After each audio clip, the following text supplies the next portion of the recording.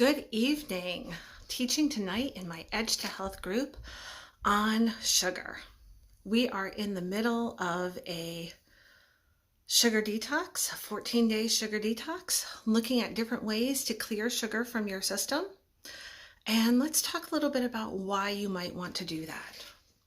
Now, the recommended amount of sugar per day is 10% of the calories you consume, or about 13 1/3 teaspoons if you consume 2,000 calories a day. The glass on the left contains 42.5 calories of sugar. If you've seen that picture that I had up before, I'm going to drop it in the chat after this.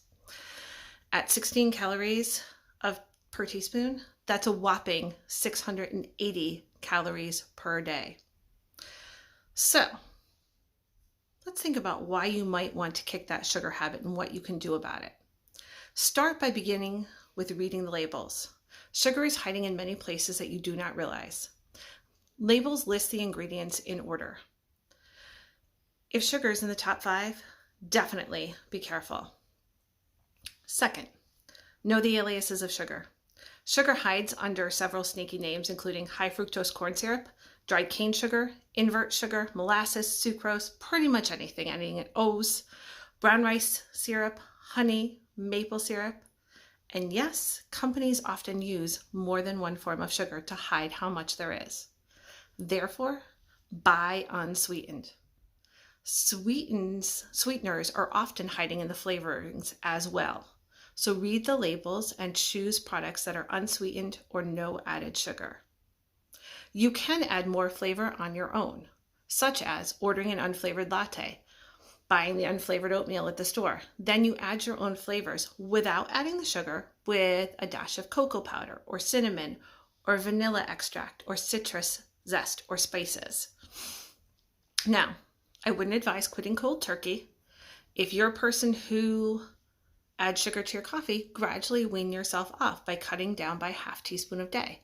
This is the model that we're kind of following right now as we talk about the sugar detox. We're taking a look at things you can eliminate from your diet to cut things out one piece at a time. While you're working on cutting out sugar in your diet, you need to choose a bit more protein and fat. Carbohydrates quickly release their sugars into the blood. If you pair those carbohydrates with proteins and fats, the process slows down. The fats are going to help you feel fuller longer, and they're going to decrease your sugar cravings. So you're going to want to choose healthy fats like nuts, avocados, seeds, or heart-healthy oils. But why bother quitting sugar? It tastes delicious. It does. That sweet deliciousness of sugar triggers a reaction in our brain. Dopamine's released. It signals our brain that this is a positive event. These dopamine rushes cause our brain to become wired to seek more sugary foods.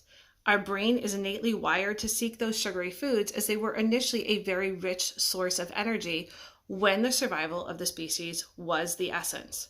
However, research has shown that diets high in sugar can really alter the inhibitory neurons in the brain. This then impacts the ability to control your behavior and make decisions. So think about kind of how children act after they've been in all their Halloween candy. Remember, sugar also can impact your skin, causing damage to the collagen, which increases its stiffness and the loss of elasticity in your skin. This can impact damage to skin in the other ways, including increased acne, the appearance of wrinkles, sagging skin on the neck and chin, increased brown spots, as well as the slower healing of cuts and scrapes. You've heard of a sugar coma, right? Did you know that sugar will actually have that effect on the immune system? Consuming sugar can impede the immune response to bacterial infections. And so for a little fun reading the other day, I was reading an ebook on gut health by Dr. Vincent Pedre. I know, everybody's version of fun's a little bit different. But he did put in there a list of the top 10 problems caused by sugar, and I wanted to share that. First of all, he states that sugar is an unsustainable source of energy, devoid of nutrients, minerals, vitamins, and essential fatty acids. It's linked to a decrease in the intake of essential nutrients. It's high in fructose, which is metabolized in the liver and does not turn off the hunger signal, ghrelin. Too much sugar as well can lead to a fatty liver. Sugar can cause insulin resistance, it can cause inflammation, and inflammation causes pain, It's linked to increased body weight. It's highly addictive because it triggers that release of dopamine, the pleasure hormone in the brain. It feeds cancer, and it raises your cholesterol. So maybe after hearing all of those reasons, you're rethinking that whole sugar's delicious, but do I really need it?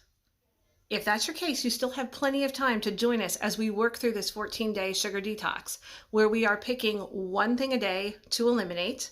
You can check back and read about the post to find out why we are picking those things for each day. Have a wonderful rest of your evening, friends. And if you have any questions, drop them below. I will drop a picture of that sugar comparison into the comments for you.